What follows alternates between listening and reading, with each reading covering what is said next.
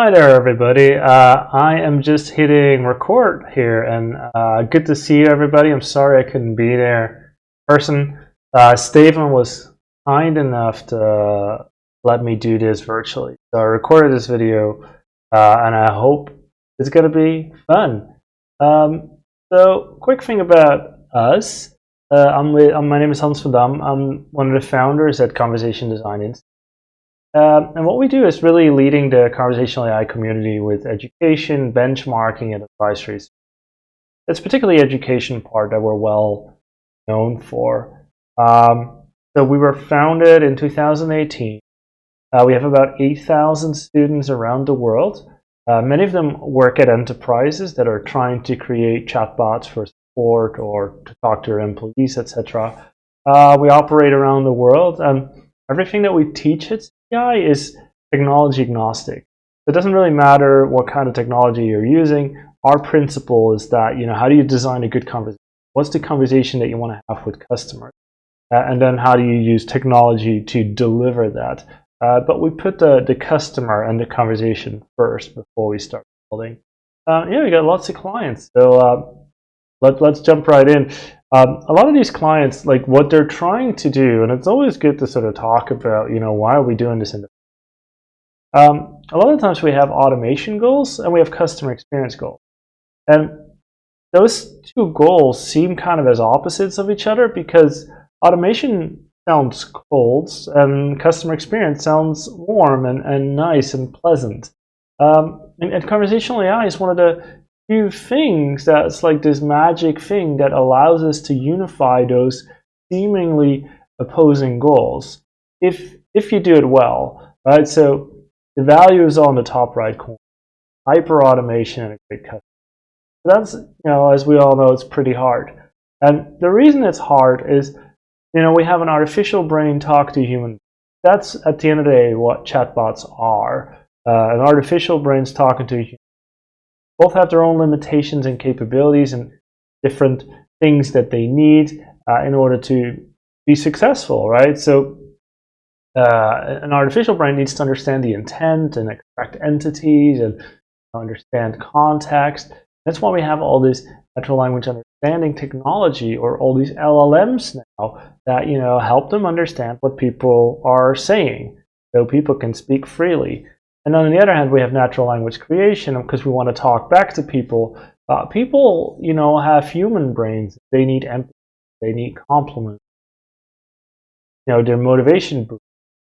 So natural language creation is very important that it focuses those things. But that's very tricky because if you got, an engineering focused, if you have engineers build a chatbot, they don't really necessarily understand maybe what people need when it the empathy and good human experience, right?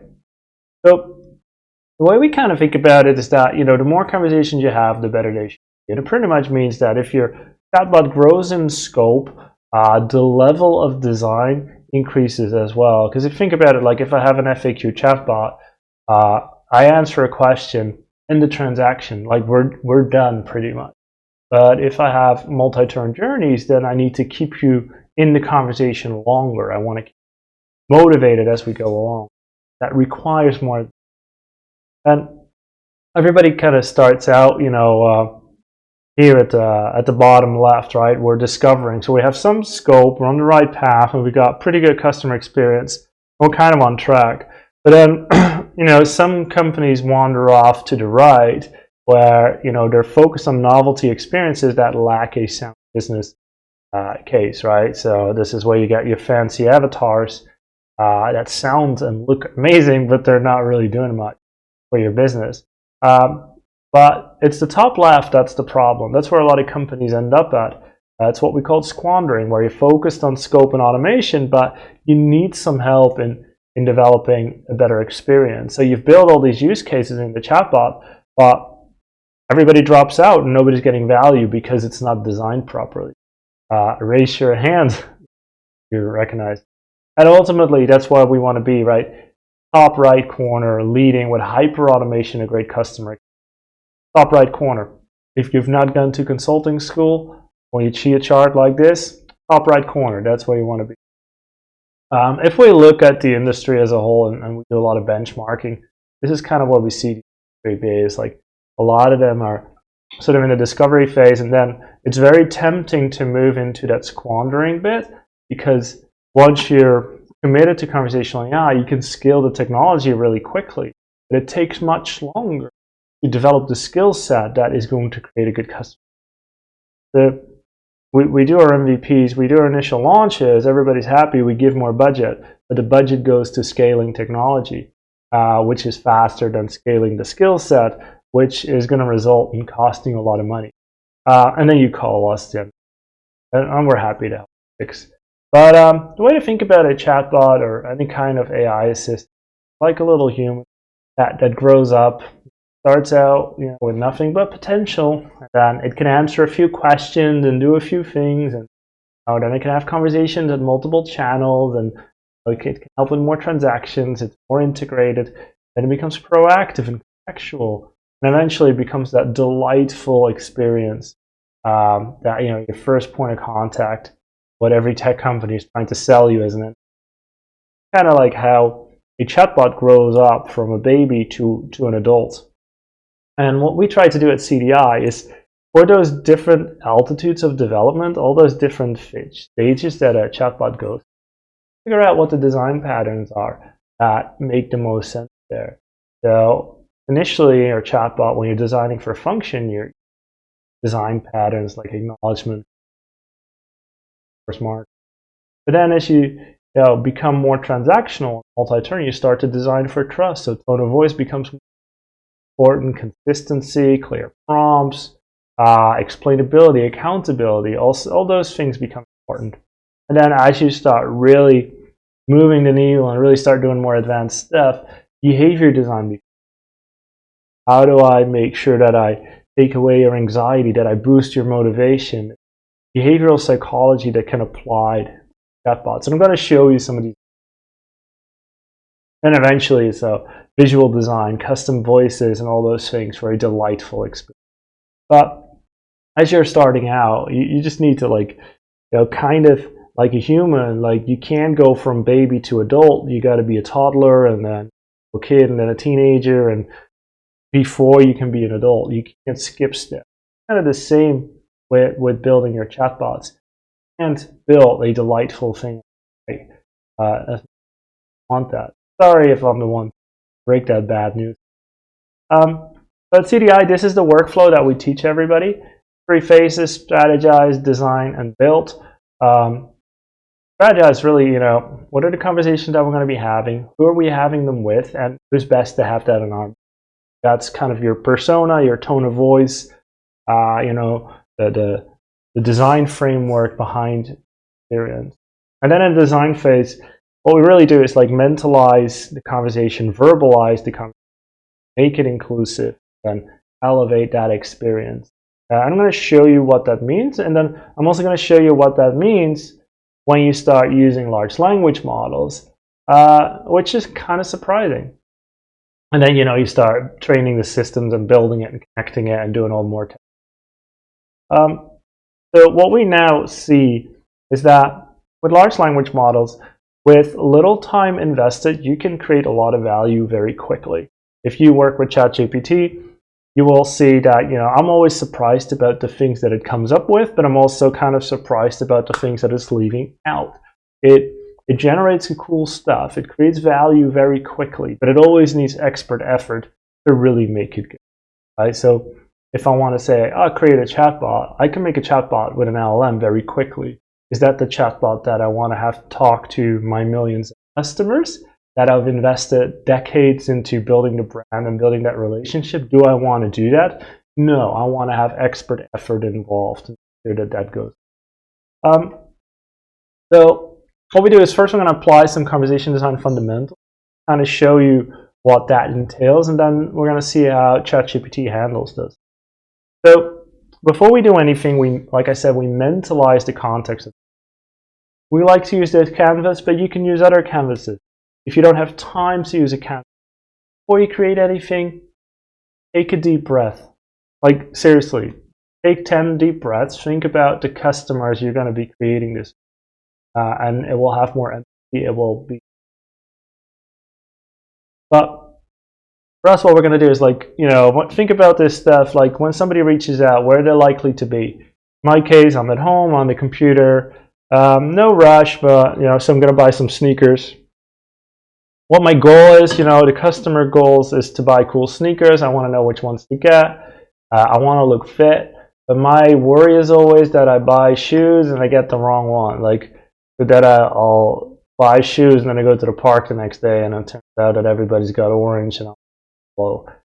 I'm afraid to make mistakes. So you kind of want to get a feel for what their mindset is as they approach the chatbot with this use case. Now and then from the system's perspective, what are some of the things that we can do? Like select sneakers, we can't recognize people, we can tell them what's in stock, some questions that we need to ask. So you kind of want to design all of this ahead of time and just be mindful of all these things that are happening in a conversation.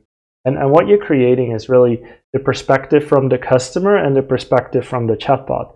And what you'll see is that they enter the conversations with different expectations and different perspectives. And design is really making sure that they meet in the middle somewhere. When people come in with certain expectations, you got to either meet the expectation or manage the expectation. And that's why a lot of chatbots fail, is because we're not really conscious about what the task at hand is in these situations. So we're skipping a few steps in the workflow, but so let's say I write a dialogue, right? And I have the little sentence, okay, you want to buy sneakers, do you know which one? There's a certain design pattern that just needs to be in every chatbot. And this comes from voice. In voice, it's crucial. In chatbot, it's just very good practice. Okay, that's an acknowledgement. It means I hear you. You want to buy sneakers. That's a confirmation. So I'm repeating the words back so that the customer knows what I'm saying is relevant to them, because I'm showing that I've understood what they want to do. Do you know which one? So that's a clear prompt. So acknowledgement, confirmation, prompt. And the reason this sentence is structured this way is that in voice, first I want to let people know I hear them. Then the second piece, so then they're paying attention. Then they hear, oh, this is relevant to me. And then they get ready for the information that is most important to them, which is the prompt. Okay, you want to buy sneakers, do you know which one? So that is conversation design fundamentals. That always needs to be there. But let's now ask ChatGPT how they would phrase this. It says, hey there, are you looking for a pair of sneakers? We have a great selection of shoes available. Would you like to have a look? And the problem here is that in conversation design, we would never and never ever have a question mid-sentence. Because if you're in a call center, you're talking to an automated system, and that asks you a question. When someone's asked a question, we are inclined to answer it. That's the cooperative principle. You ask me a question, I will answer it. If you ask a question, and I'm starting to answer it, but then you continue to talk, then the whole system breaks down. So this is like an absolute no-go in conversation design.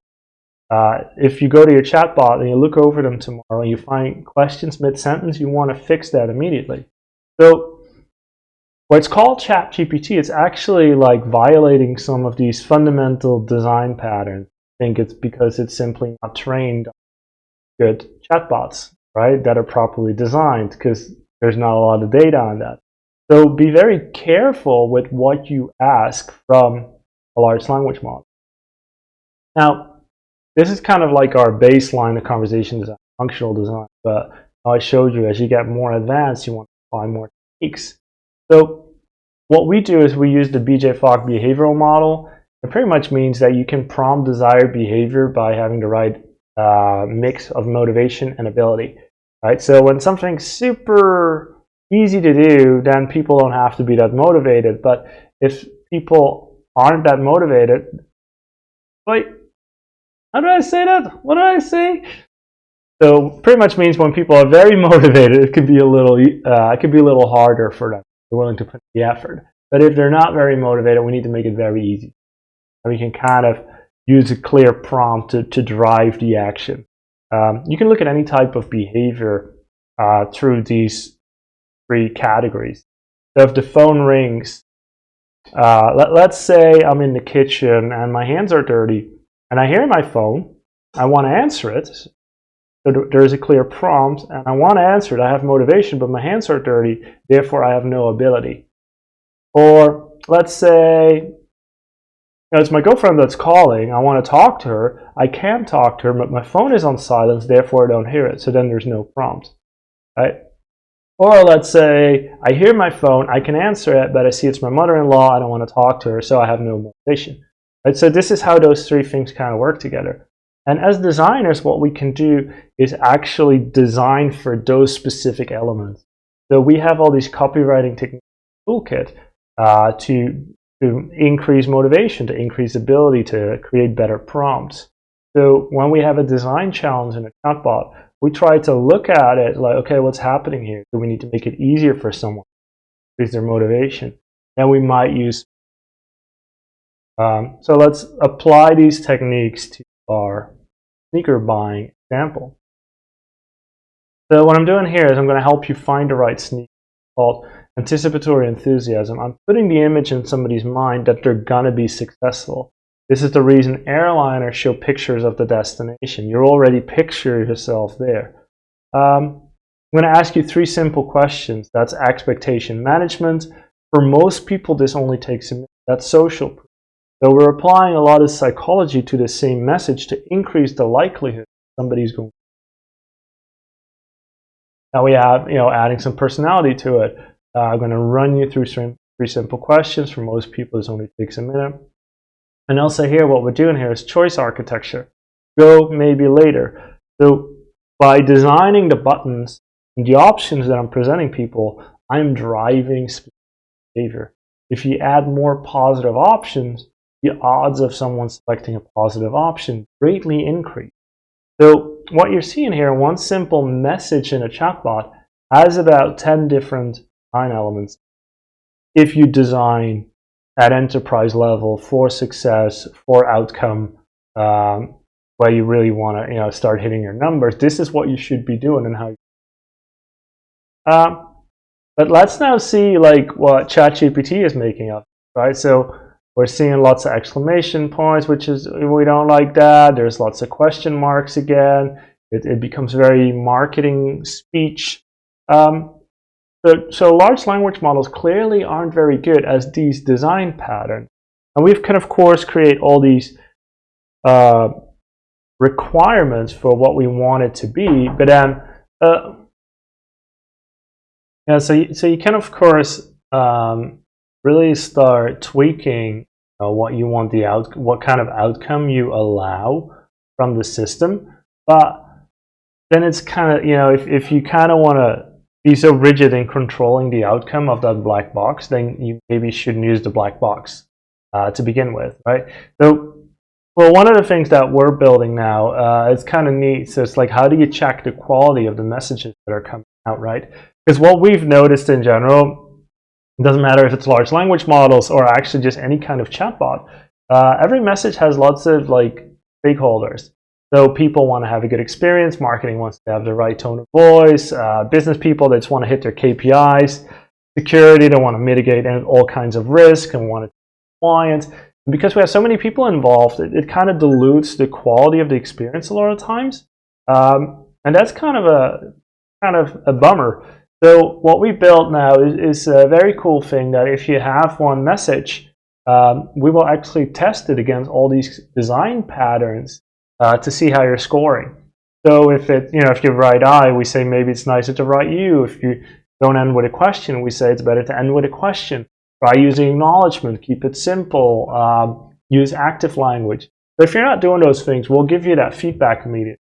You can use this on one hand as a browser extension, like a Copilot in a chatbot platform, or you can use it to work with LLMs.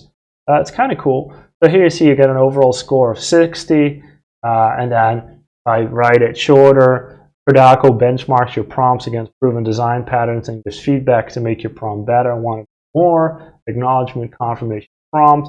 I get a higher score. That's kind of one way of making sure that the quality is better. Because what you're seeing is if you're using the LLM, you create something that is really cool, really quickly, but you definitely need expert effort to make it good enough that you actually want to use it to talk to people. especially if you care about your brand and the outcome. So yeah, just kind of going full circle, the integral strategy framework. If you look at a chatbot, you kind of need to look at it as a human. It starts out, can't really do much, and then it gets more capabilities. But the point that we like to make is that you cannot skip steps. Just like a human cannot go from toddler to adult overnight, it's the same with your chatbot.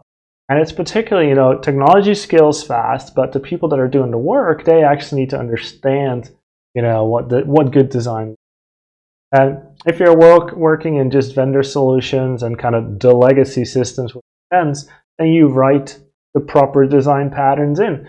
But if you're working with an LLM, then you want to make sure that those design patterns are written in by the LLM. So it becomes more of a quality assurance role rather than the actual writing of it. So conversation design doesn't change. It's more, you're still looking for the design patterns and understanding what is a good experience and how to do things. But you're not always the one writing the dialogue anymore. But if you really want to do this well, you shouldn't just be thinking about the technology. You shouldn't just be thinking about the people. It's all of it, right? Mindset, skill set, culture, system. Like, how do the people on the team perceive the work?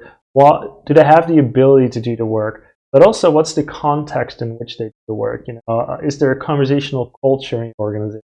And what are the tools and the structure that they need to then deliver the work? And as you're growing your chatbot operation, you need to be working on all 4 quadrants. So when you're starting out, you just might want to have a few people with some preliminary tech that are just hacking it together, that are very adventurous and it's safe to fail. But as you get the scale, it becomes more conservative in terms of mindset. The skill set gets way more advanced in terms of design and engineering. The systems get way more advanced. And you're building this conversational culture where compliance and marketing and support and engineering, they're all speaking the same language when you're talking about it. And what we see a lot of times is, you start out with the project, people get excited about it, and then they scale up in systems, the technology. But because the skill set is lacking, the people on the team, the functional team, they lose motivation. Their mindset goes. The results aren't being delivered. And then the conversational culture starts to crumble as well. Because then all of a sudden, product owners and managers, they start looking at different projects that maybe they want to be part of. And it kind of tanks the project. And that's how you end up in that top left corner where you're going to be squandering. Focused on scope and automation, but need help in design proper code. So don't be a squanderer. Invest in all 4 things: mindset, skill set, culture, and systems. Make sure that these chatbots are actually following those designs so that you have a good experience for your customers, but also hit all your automation. They have, hyper automation with great customer experience. So here, a quick checklist. When you want to do anything, take a deep breath, have the conversation. If you create something, say it out loud. If it sounds written, rewrite it. Active language over passive language. Simple language over complex language, or verbs. Clarity over detail. Conversational mantra, acknowledgement, confirmation, prompt. Also, pass the 1-breath test. If you write something, you cannot say it in 1 breath. It is too long. These are very simple checks. Take this list, take a picture of it,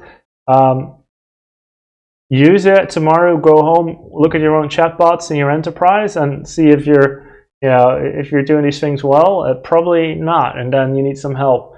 But then you have a picture of the checklist, so you know how to do it better. And I will check up on you. Yeah, so thank you so much for having me virtually. Sorry I couldn't be there live. I'm easy to find, so just shoot me a message. I seriously would not know where this QR code goes. I'll change this, probably to the website or maybe to my LinkedIn. I don't know. Scan it. Do it. All right. Thank you so much, everybody. And hopefully next time we'll be there in person. I see now that I'm actually walking. That makes it even more serious.